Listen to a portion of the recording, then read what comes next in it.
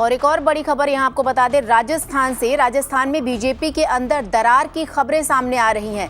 जी हां, वसुंधरा राजे कैंप के नेताओं ने चिंतन शिविर किया। सूत्रों के हवाले से खबर है कि वसुंधरा राजे खेमे के नेता उनके बर्थडे पर, उनके जन्मदिन पर अपनी स्ट्रेंथ दिखा सकते हैं। सूत्रों के हवाले से खबर यह भी आ रही कि बीजेपी लीडरशिप स्थिति पर नजर बनाए हुए है।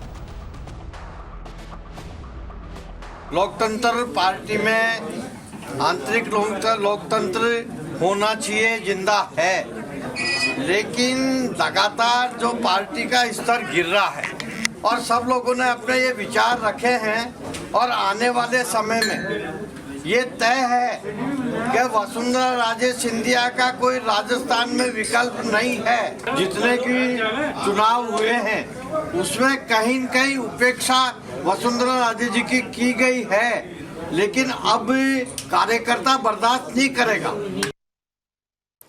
और हमारे सहयोगी अरविंद इस वक्त हमारे साथ जुड़े इस पर ज्यादा अपडेट लेकर। जी अरविंद, साफ तौर पर हमने बाइट में सुना कैसे कहा जा रहा है कि लोकतंत्र में पार्टी के भीतर आंतरिक लोकतंत्र होता है, तो क्या है ये सब?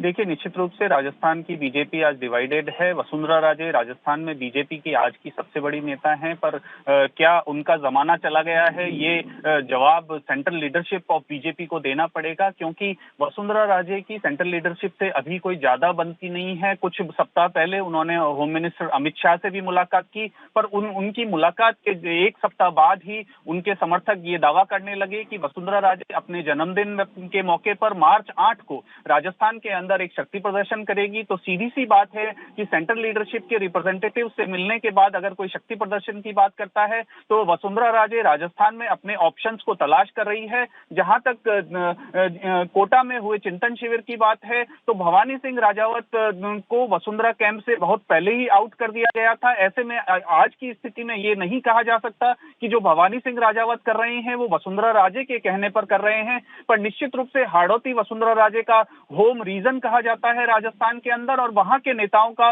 वसुंधरा राजे से अलग तरीके का जुड़ाव है। ऐसे में कल जो चिंतन शिविर कोटा में हुआ है, जिसके अंदर भवानी सिंह राजावत, प्रहलाद गुंजल और कुछ और हाड़ौती के नेता जो वसुंधरा लॉयलिस्ट माने जाते हैं वो मौजूद थे। उन्होंने ये फैसला किया है कि अप्रैल के महीने में वसुंधरा राजे के समर्थक कोटा में एक बड़ी रैली कर सकते हैं। ऐसे में मार्च 8 को जो शक्ति प्रदर्शन प्रस्तावित है भरतपुर में और अप्रैल की कोटा रैली, सीधी सी बात है कि सेंट्रल लीडरशिप को ज्यादा पसंद नहीं आएगी। ऐसे में वसुंधरा राजे का भविष्य अब सेंट्रल लीडरशिप ऑफ बीजेपी को तय करना पड़ेगा।